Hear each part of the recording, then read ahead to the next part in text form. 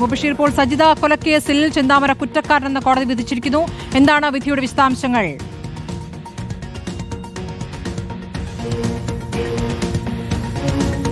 പാലക്കാട് ജില്ലാ additional sessions കോടതിയാണ് വിധി പറഞ്ഞിരിക്കുന്നത്. ചെന്താമര കുറ്റക്കാരൻ എന്നുള്ള വിധിയാണ് വന്നിരിക്കുന്നത്. കൊടും ക്രിമിനലായ ചെന്താമര കൊല നടത്തിയ ശേഷം നടത്തിയ പ്രതികരണങ്ങൾ, സാക്ഷികളെ ഭീഷണിപ്പെടുത്തിയത്, ഇതെല്ലാം നമ്മുടെ മുന്നിലുണ്ട്. മാധ്യമങ്ങൾക്ക് മുന്നിൽ പോലും ഭീഷണിപ്പെടുത്തുന്ന തരത്തിലുള്ള പ്രതികരണങ്ങൾ ഇയാൾ നടത്തിയത് ഓർമ്മയുണ്ട്.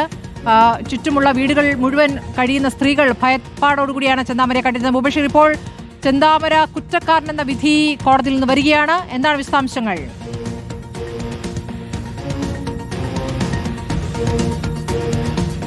ചെന്താമര കുറ്റക്കാരനാണെന്നുള്ള വിധി തന്നെയാണ് ഈ ഒരു ഘട്ടത്തിൽ പുറത്തു വന്നിരിക്കുന്നത്. നമുക്കറിയാം, 2019 നടന്ന കൊലപാതകം നിഷ്ഠൂരമായിട്ടുള്ള കൊലപാതകമായിരുന്നു. സജിതയെ പിന്നിൽ നിന്നും കത്തികൊണ്ട് കൊലപ്പെടുത്തിയ ഒരു സംഭവവുമായി ബന്ധപ്പെട്ട്, കേസുമായി ബന്ധപ്പെട്ടുള്ള വിധി തന്നെയാണ് ഇപ്പോൾ പുറത്തു വന്നിരിക്കുന്നത്. ഞാൻ നിൽക്കുന്നത് കോടതിക്ക് പുറത്താണ്. അല്പസമയത്തിൽ തന്നെ കോടതി വിധിയുമായി ബന്ധപ്പെട്ട് കൂടുതൽ വിശദാംശങ്ങൾ നമുക്ക് ലഭിക്കുമെന്നുള്ളതാണ് പ്രതീക്ഷിക്കുന്നത്. അതിനാടകീയമായിട്ടുള്ളൊരു കൊലപാതകം തന്നെയായിരുന്നു 2019 നടന്നത്. തൻ്റെ ഭാര്യ പിണങ്ങിപ്പോകുന്നതിന് കാരണമായത് അയൽവാസിയായിട്ടുള്ള സജിത എന്ന് സംശയിച്ചുകൊണ്ടായിരുന്നു ചെന്താമര ഇത്തരത്തിലുള്ള നിഷ്ഠൂരമായിട്ടുള്ള ഒരു കൊലപാതകം നടത്തിയിരുന്നത്. അതിനുശേഷം ജാമ്യത്തിലിറങ്ങിയ ചെന്താമര പിന്നീട് സജിതയുടെ ഭർത്താവായിട്ടുള്ള സുധാകരൻ്റെയും അതോടൊപ്പം തന്നെ സുധാകരൻ്റെ മാതാവായിട്ടുള്ള ലക്ഷ്മിയെ ഉൾപ്പെടെ കൊലപ്പെടുത്തിയതുൾപ്പെടെ നമ്മൾ കണ്ടതായിരുന്നു.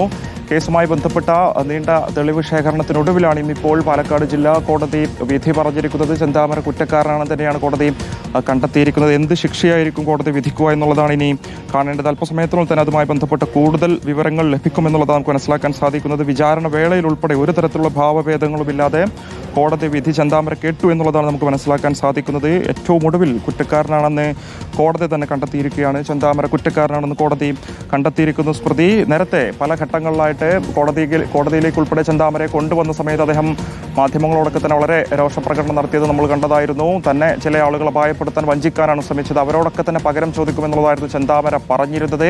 2019 ആദ്യഘട്ടത്തിൽ സജിതയെ കൊലപ്പെടുത്തുന്നു. സജിത വീട്ടിൽ തനിച്ചുണ്ടായിരുന്ന സമയം നോക്കി ചെന്താമര വീട്ടിലേക്ക് കടന്നു കയറിക്കൊണ്ട് വെട്ടുകത്തി ഉപയോഗിച്ചുകൊണ്ടായിരുന്നു സജിതയെ കൊലപ്പെടുത്തിയിരുന്നത്. രക്തം വാർന്നു കിടക്കുന്ന ഒരു മേഖലയിൽ നിന്നും നടന്നു വരുന്ന ചെന്താമരയുടെ ദൃശ്യമായിരുന്നു പിന്നീട് അവിടെയുള്ള നാട്ടുകാർ കണ്ടിരുന്നത്. പിന്നീട് നെല്ലിയാമ്പതി വനമേഖലയിലേക്ക് ഓടിമറിഞ്ഞ ചെന്താമര വിശപ്പ് സഹിക്കാൻ വയ്യാതെ തിരിച്ചു നാട്ടിലേക്ക് ഇറങ്ങി വരുന്നു. പോലീസ് അദ്ദേഹത്തെ പിടികൂടുന്നു.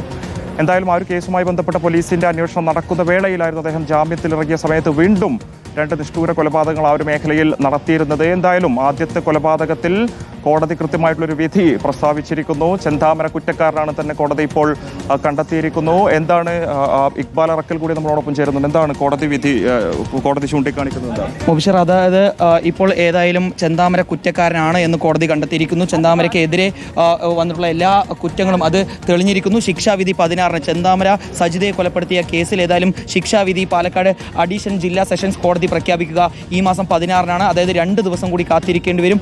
എന്താണ് ഈ കൊടും കുറ്റവാളിയായിട്ടുള്ള ചെന്താമരയ്ക്ക് കോടതി എന്ത് ശിക്ഷയാണ് നൽകാൻ വേണ്ടി തീരുമാനിച്ചുള്ളതെന്ന് അറിയാൻ വേണ്ടി ഏതായാലും ഇപ്പോൾ ചെന്താമരയ്ക്കെതിരെ ചുമത്തപ്പെട്ടുള്ള എല്ലാ കുറ്റങ്ങളും അത് കോടതിയിൽ തെളിഞ്ഞിരിക്കുന്നു. കൃത്യമായിട്ടുള്ള സാക്ഷിമൊഴികളുടെയും അതുപോലെ തന്നെ തെളിവുകളുടെയും അടിസ്ഥാനത്തിൽ ഇപ്പോൾ ചെന്താമര കുറ്റക്കാരനാണെന്ന് പാലക്കാട് അഡീഷണൽ ഡിസ്ട്രിക്ട് സെഷൻസ് കോടതി ഇപ്പോൾ ഏതായാലും കണ്ടെത്തി. ഇപ്പോൾ ചെന്താമര കുറ്റക്കാരനാണെന്ന് പ്രഖ്യാപിച്ചത് യാതൊരു ഭാവഭേദങ്ങളും ഇല്ലാതെ കൊലക്കുറ്റം തന്നെയാണ് ചുമത്തിയിരുന്നത് അല്ലേ? കൃത്യമായിട്ടും പോലീസ് അന്വേഷണത്തിൽ കണ്ടെത്തിയിട്ടുള്ള എല്ലാ കുറ്റങ്ങളും അത് കൃത്യമായി തന്നെ കോടതിയിൽ തെളിഞ്ഞിരിക്കുന്നു. കൃത്യമായിട്ടുള്ള മൊഴികൾ ചെന്താമരയ്ക്കെതിരായി പ്രോസിക്യൂഷൻ അനുകൂലമായിട്ടുള്ള മൊഴികളാണ് കോടതിയിൽ എത്തിയത്. ചെന്താമരയുടെ ഭാര്യ ഉൾപ്പെടെ ചെന്താമരയുടെ സഹോദരൻ ഉൾപ്പെടെയുള്ള ആളുകളെല്ലാം കോടതിയിലേക്ക് എത്തി. ചെന്താമരയ്ക്കെതിരെ പ്രത്യേകിച്ച് പുഷ്പ ഉൾപ്പെടെയുള്ള ആളുകൾ, പുഷ്പയാണ് ഈ കേസുമായി ബന്ധപ്പെട്ടുള്ള 2ാമത്തെ സാക്ഷി എന്ന് പറയുന്നത്. ഏറ്റവും നിർണായകമായിട്ടുള്ള സാക്ഷിയായിരുന്നു പുഷ്പ. സജിതയെ കൊലപ്പെടുത്തി ചെന്താമര സജിതയുടെ വീട്ടിൽ നിന്നും പുറത്തേക്ക് ഇറങ്ങി വന്നത് കണ്ടത് പുഷ്പയായിരുന്നു. പുഷ്പ കോടതിയിലെത്തി മൊഴി നൽകുന്നു. ഒരു കാര്യം കൂടി വ്യക്തത വരുത്താൻ, ശിക്ഷാവിധി 16-ന് എന്ന കാര്യം ഉറപ്പിക്കുന്നുണ്ടോ?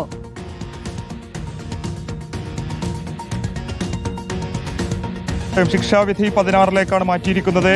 പ്രതീക്ഷിച്ചതുപോലെയുള്ള ഒരു ശിക്ഷാവിധി ലഭിക്കുമെന്നുള്ള പ്രതീക്ഷയിൽ തന്നെയാണ് കൊല്ലപ്പെട്ട സജിതയുടെ മക്കളുള്ളത്. മക്കൾ ഉൾപ്പെടെ ഈ കോടതിയിലുണ്ട്. അല്പസമയത്തിലും തന്നെ അവരുടെ പ്രതികരണം